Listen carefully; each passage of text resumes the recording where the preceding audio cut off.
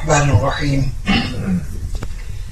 الحمد لله رب العالمين والصلاة والسلام على سيد المرسلين وعلى آله وأزواجه وأصحابه أجمعين أما بعد فقد قال الله تعالى في كتاب الحكيم ومن يتق الله يجعل له مخرجا ويرزقه من حيث لا يحتسب ومن يتوكل على الله فهو حسبه ان الله بالغ امره قد جعل الله لكل شيء قدرا رب اشرح لي صدري ويسر لي امري واحلل عقدة من لساني يفقهوا قولي. سے کھل کر بیان کرنا، ان کو لوگوں کو غنیمت ہے آج آپ کے ساتھ خوب کھل کر بیان کرنا. صدق اللہ العظیم.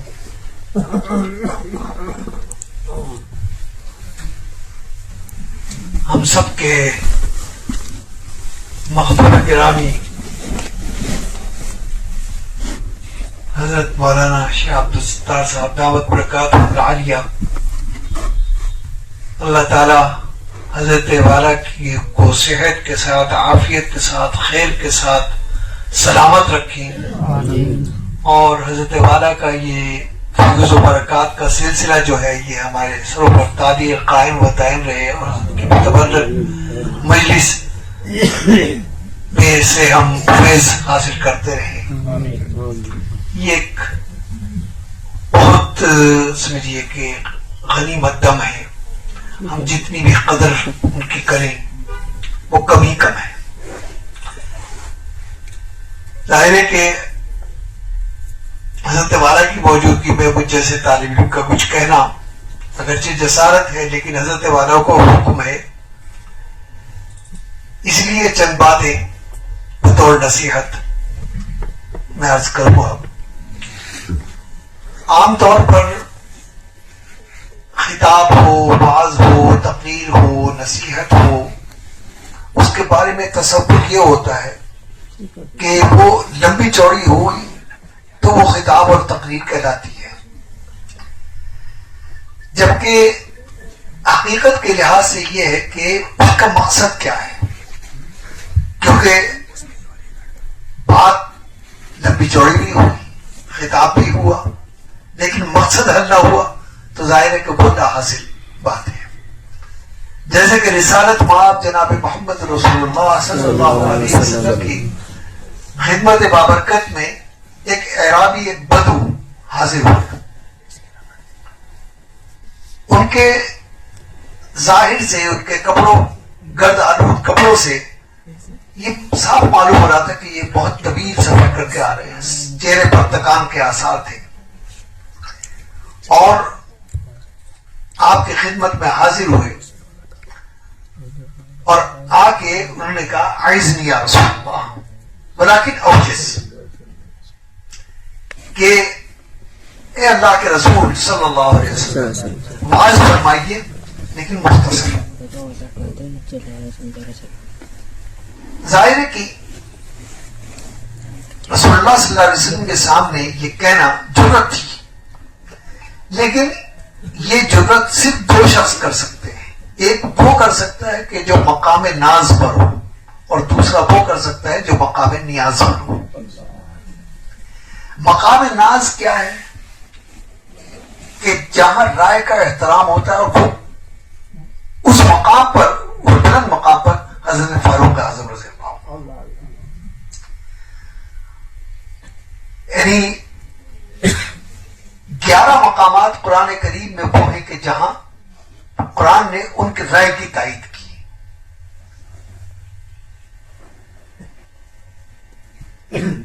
تو وہ ہے مقام ناز پر. جیسا کہ آپ سب حضرات عبداللہ ابن ابی بن سلول جو رئیس المنافقین تھا اور جس نے نبی کریم علیہ الصلوۃ والسلام کو دھوکہ دینے میں اور تکلیف پہنچانے میں کوئی کسر نہیں چھوڑی، تو اس کا جو ان کے ایک بیٹے تھے ان کا نام بھی عبداللہ تھا. باپ کا نام بھی عبداللہ ہے، بیٹے کا نام بھی عبداللہ ہے، اور وہ بڑے جلیل القدر صحابی ہے اور رسول اللہ صلی اللہ علیہ وسلم کے بے حد معتمد خاص ہیں.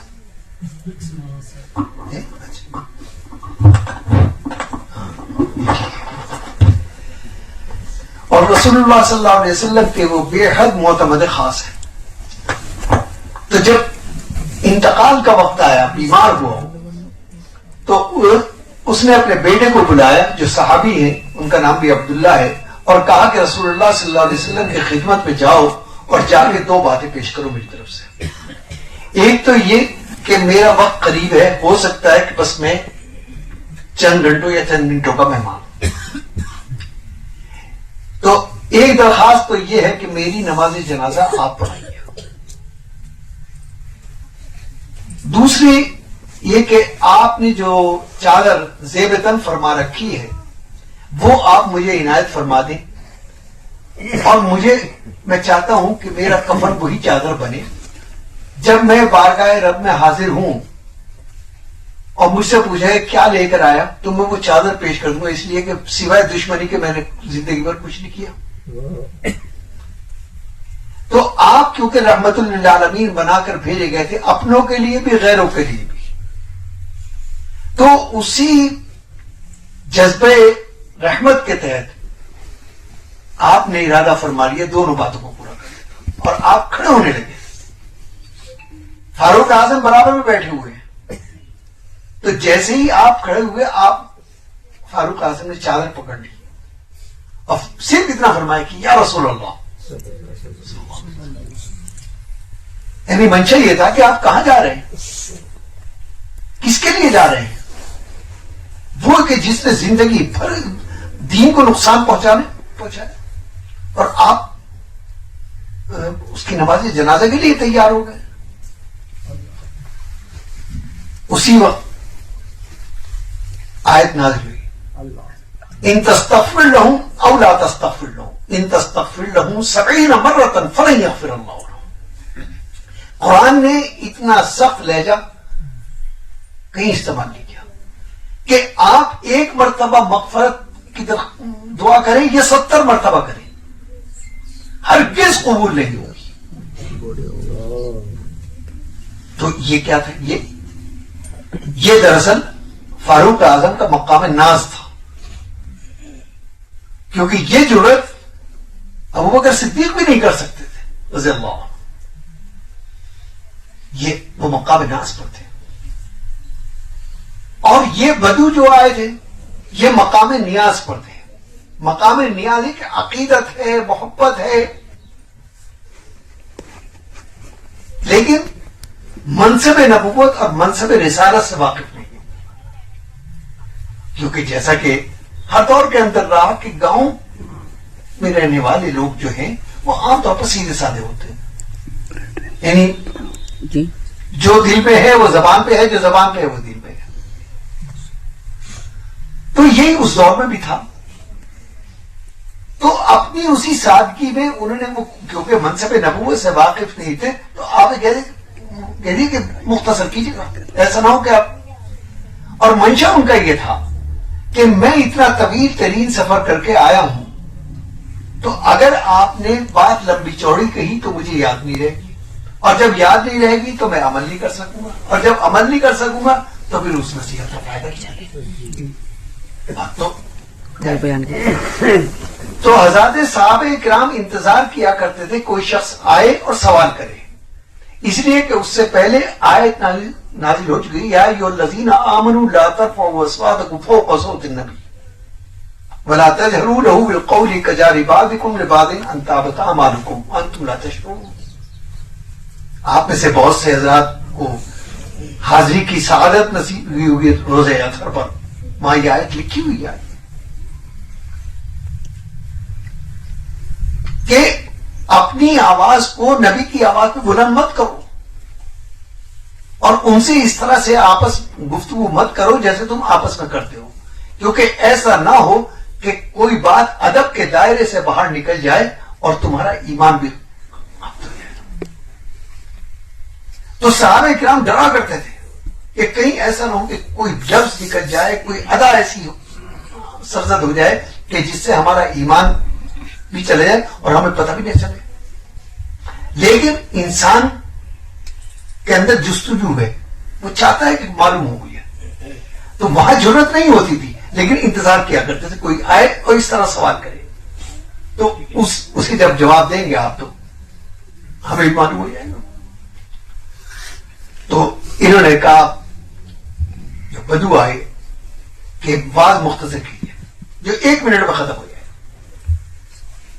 تو آپ صلی اللہ علیہ وسلم نے جو واز فرمایا وہ 1 منٹ کیا ہے 2 سیکنڈ بھی نہیں, 2 سیکنڈ میں ختم ہو گیا, 3 لفظوں میں واز پورا ہو گیا. اور فرمایا کہ صلو صلاۃ المودع, 3 لفظ صلو صلاۃ المودع.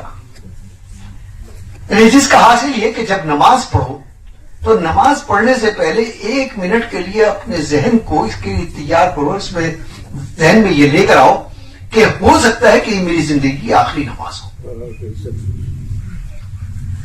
ہم نے ظہر پڑھی, جمعہ پڑھا, ہمیں اثر ملے گی نہیں ملے گی کہ ہم نہیں معلوم, مغرب ملے گی نہیں ملے گی, کیونکہ موت برحق ہے. یہ وہ حقیقت ہے کہ جس سے کوئی انکار نہیں کر سکتا.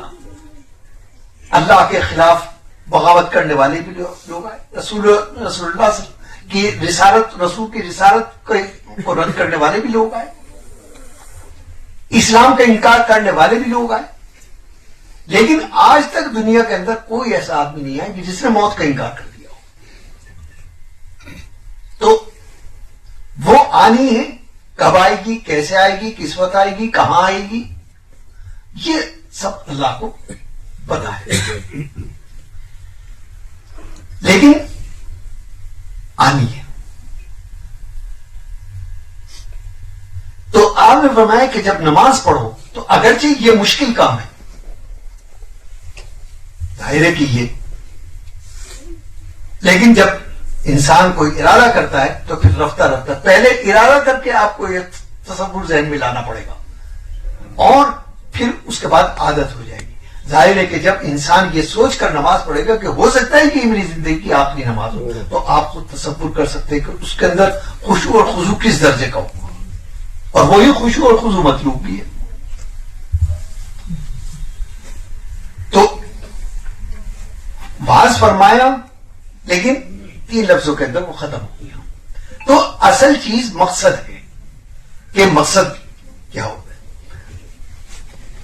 اللہ تعالیٰ نے اس دنیا کے اندر جتنی بھی مخلوقات بنائی ہیں اس کے 2 حصے رکھے, ایک اس کا ظاہر کہلاتا ہے, ایک اس کا باطن کہلاتا ہے. ظاہر جو ہے وہ شکل ہے اور باطن جو ہے وہ مقصود ہے. مثلا یہ ہم لوگ ہیں, ایک ہمارا یہ جسم ہے, یہ صرف ایک شکل ہے, یہ اصل نہیں ہے. یہ صرف تعارف کے لیے ہے کہ انسان پہچانا جا سکے یہ فلاں ہے, یہ فلاں ہے, یہ فلاں ہے. اس کا تعلق اس قبیلے سے, اس خاندان سے, اس ملک سے, اس زبان سے, اس تہذیب سے. لیکن اصل جو ہے وہ روح ہے. اسی لیے حدیث میں آتا ہے کہ جب حضرت آدم علیہ السلام کو اللہ تعالیٰ نے مٹی سے تخلیق فرمایا, ابھی روح نہیں ڈالی, تو ملائکہ کو حکم دیا کہ جاؤ اور جا کر دیکھو, ہم نے اس کائنات کی سب سے بہترین اور سب سے عظیم ترین مخلوق بنائی ہے جس کے بارے میں 4 چیزوں کو گواہ بنایا, والتین والزیتون وطور سینین وہذا البلد الامین لقد خلقنا الانسان فی احسن تقویم, کہ اس کائنات کی شاہکار مخلوق اگر کوئی ہے تو یہ انسان ہے. اسی کے لیے کائنات بنائی گئی. چنانچہ ملائکہ علیہ السلام جماعت در جماعت, گروہ در گروہ گئے اور جا کے زیارت کی اور اللہ کی تعریف اور توصیف اور ثنا بیان کی کہ اللہ نے کیسی عظیم مخلوق بنائی, کس قدر حسین مخلوق بنائی. کیونکہ ہمارا دیکھنے کا معیار الگ ہوتا ہے, وہ ہے ظاہر کا معیار, ہم ظاہر کو دیکھتے ہیں, لیکن وہاں حقیقت دیکھی جاتی ہے. تو انسان کی اصل حقیقت وہاں تھی. تو سب نے زیارت کی, ابلیس بھی گیا اور ابلیس نے بھی جا کے زیارت کی, اندر جا کے دیکھا, ایک عزم کو اندر سے جا کر دیکھا, اور آنے کے بعد جو اس نے بیان دیا وہ سب سے مختلف تھا. اس نے کہا کہ یہ تو اندر سے کھوکھلی مخلوق ہے, یہ کائنات کی کوئی چیز ایسی نہیں جس کا یہ محتاج نہیں, پانی کا یہ محتاج,